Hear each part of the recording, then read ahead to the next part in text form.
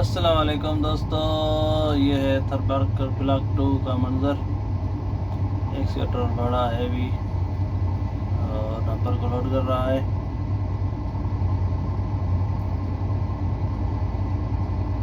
अभी हमारी night shift ख़त्म हो रही है।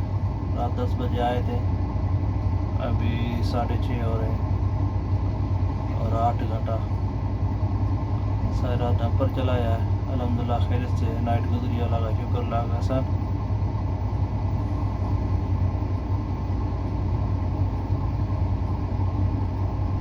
ये इतना बड़ा बकेट है, इसका इतना बड़ा हैवी डंपर है, 70 टन का डंपर है।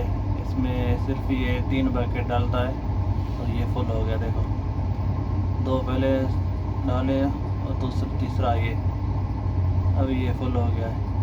थोड़ी सी इसमें मिट्टी डालेगा और इसका इतना बड़ा हैवी बकेट है।